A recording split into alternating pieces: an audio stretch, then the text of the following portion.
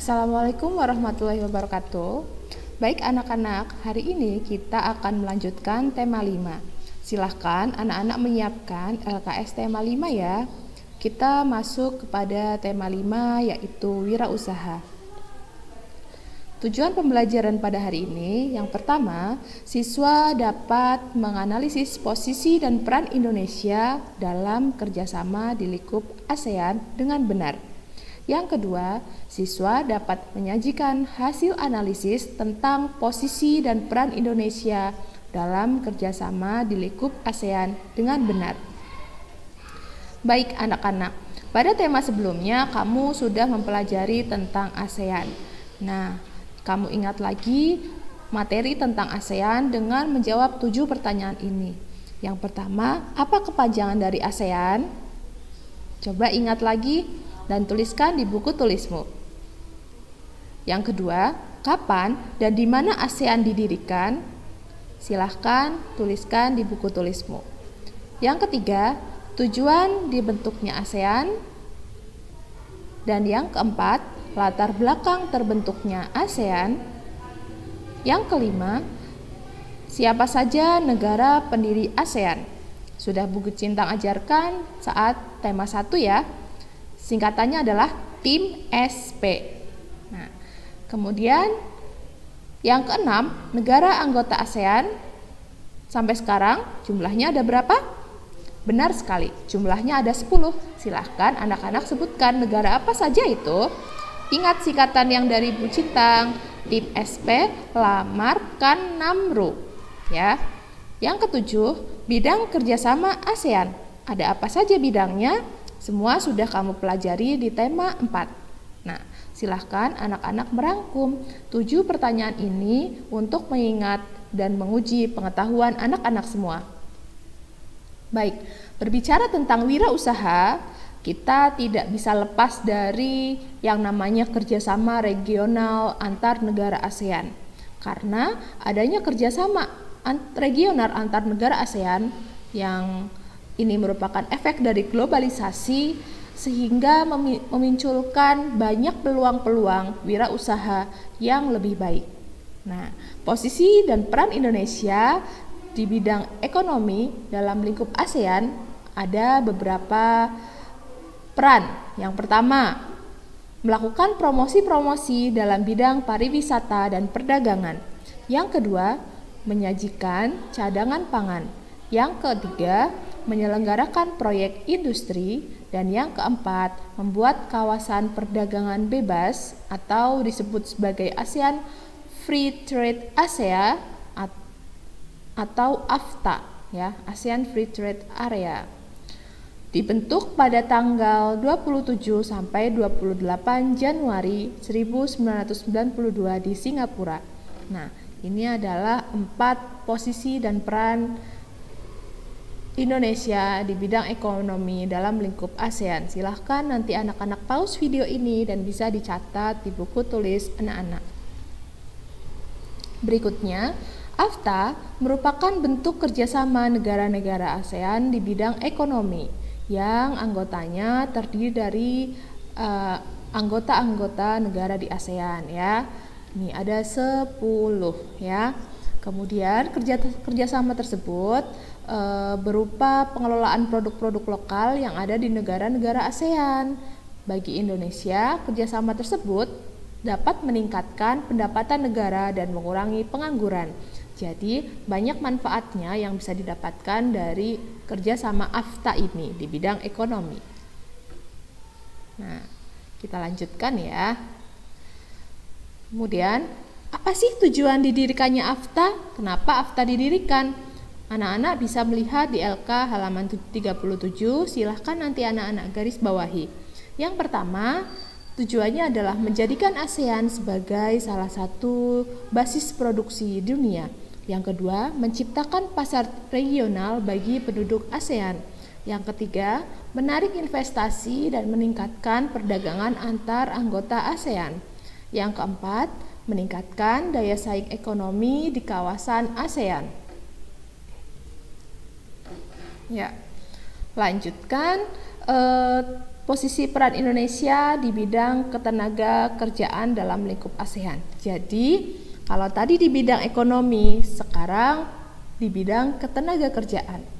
Negara-negara ASEAN telah menyepakati terbentuknya MEA atau Masyarakat Ekonomi ASEAN. Dengan dibentuknya MEA, diharapkan dapat menjaga keseimbangan atau stabilitas perekonomian, makmur, dan berdaya saing di wilayah ASEAN. Jadi harapannya setiap negara ASEAN itu memiliki keseimbangan ekonomi, kemudian bisa lebih makmur, sejahtera, dan juga memiliki daya saing antar negara gitu. Kemudian terbentuknya MEA ini ternyata memunculkan dampak negatif. Apa dampak negatifnya? Yaitu derasnya arus barang luar negeri dapat mematikan pasar produsen dalam negeri. Nah, sehingga setiap barang-barang dari luar negeri pun bisa masuk ke Indonesia. Tapi positifnya barang-barang di Indonesia juga bisa masuk ke luar negeri supaya dijual. Nah, di sini ternyata ada dampak negatifnya, apalagi jika kita tidak mencintai produk negara kita sendiri, maka produk-produk dalam negeri akan tergerus, akan kalah oleh produk-produk yang datang dari luar negeri, seperti itu. Nah, pembentukan MEA memungkinkan arus perdagangan barang dan jasa antar negara ASEAN semakin terbuka. Jadi siapapun, negara manapun boleh saling melakukan transaksi jual beli. Tidak hanya produk barang dan jasa, tapi juga kesempatan kerja bagi tenaga kerja antar negara ASEAN juga semakin terbuka. Yang dijual bukan hanya produk berupa barang jasa saja, tetapi juga tenaga kerja saling tukar-menukar. Nah, terbentuknya arus perdagangan atau MEA antar negara ASEAN akan mendorong setiap negara untuk selalu meningkatkan kualitas barang dan jasanya agar mereka bisa saling bersaing. Nah, adapun ciri-ciri MEA bisa kalian lihat di LKS halaman 79 ya. Yang pertama, memiliki kawasan perekonomian yang kompetitif sehingga dapat menumbuhkan daya saing ekonomi di setiap negara. Yang kedua, memiliki kawasan pembangunan perekonomian merata. Yang ketiga, semua negara ASEAN akan terintegrasi dalam sebuah pasar global. Nah, itu merupakan ciri-ciri MEA. Kamu garis bawahi ya di LKS-mu. Lanjut. Nah, tadi adanya MEA ya, Masyarakat Ekonomi ASEAN, sehingga perdagangan antar wilayah negara di Asia Tenggara itu terbuka lebar. Nah, dari sini muncullah adanya ekspor dan impor ya. Ada yang barang yang diekspor, ada yang diimpor. Apa itu ekspor dan impor? Anak-anak lihat, ekspor adalah kegiatan mengirim atau menjual hasil produksi dalam negeri ke pasar luar negeri. Indonesia menjual barang ke luar negeri, itu disebut ekspor. Sedangkan impor adalah kegiatan mendatangkan atau membeli suatu barang dari luar negeri. Indonesia membeli produk dari luar negeri didatangkan ke Indonesia. Nah, Indonesia juga loh mengirim produk seperti batik, tenun, nah itu kemudian mutiara dan banyak lagi yang dikirim ke luar negeri. Nah, dari gambar ini, menurutmu manakah yang merupakan barang impor dari gambar berikut? Nah, ini kan sedang melakukan produksi ya gambarnya ya. Ada yang sedang berwirausaha membuat produk dengan menjahit. Nah, kira-kira ada nggak gambar di sini barang yang diimpor?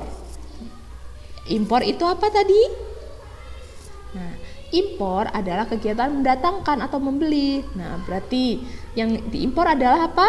Nah, di sini lihat ya, anak-anak lihat ada gambar mesin jahit Nah, kalau anak-anak di rumah punya mesin jahit, coba dilihat apakah mesin jahit tersebut merupakan barang asli buatan Indonesia ataupun merupakan barang impor. Nah, biasanya di situ tertulis made in.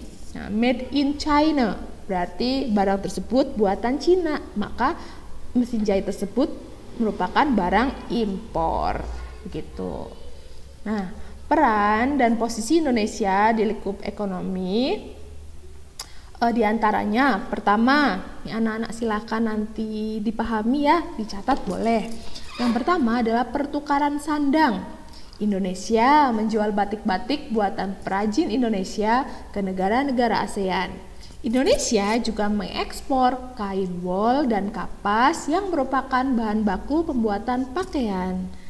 Indonesia mengimpor mesin-mesin pembuat pakaian berskala besar dari Singapura.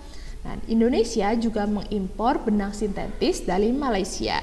Jadi bahan-bahannya diimpor, kemudian setelah selesai menjadi kain batik tersebut diekspor ke luar negeri. Seperti itu. Yang kedua, pertukaran pangan. Hasil pangan Indonesia seperti tepung tapioka, lada, kina diekspor ke Singapura. Sementara itu, kopi dan sayuran diekspor ke Malaysia. Indonesia mengimpor hasil pangan seperti beras, kemudian gula, buah-buahan, dan madu dari Thailand dan Filipina. Nah, ini adalah contoh bentuk ekspor dan impor dalam pertukaran pangan. Yang ketiga, pertukaran papan. Hasil hutan Indonesia seperti kayu banyak sekali yang diekspor ke negara-negara ASEAN, seperti kayu jati ke Malaysia, kayu lapis ke Thailand, dan kayu mahoni ke Singapura. Kemudian semen putih yang kita buat sebagai bahan baku pembuatan rumah ternyata diimpor loh dari Filipina. Nah, kemudian komoditas ekspor dan impor Indonesia, kita lanjutkan. Indonesia memiliki peran yang cukup penting dalam kegiatan ekspor dan impor di kawasan ASEAN ya. Ternyata banyak sekali kegiatan ekspor dan impor yang ada di kawasan ASEAN. Indonesia memiliki sumber daya alam yang cukup melimpah, yang ini menjadi kunci menjadi sumber daya sehingga Indonesia bisa mengekspor berbagai sumber daya yang ada di Indonesia ke luar negeri. Kekayaan inilah yang dimanfaatkan oleh bangsa Indonesia dalam melakukan kegiatan ekonomi, baik dari sektor pertanian dan perkebunan, kelautan, peternakan, perikanan, pertambangan, dan juga industri.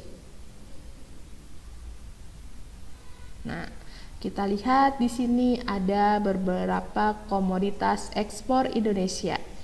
Dari sektor pertanian berupa karet, kopi, kelapa sawit, cengkeh, teh, lada, kina, tembakau, dan coklat.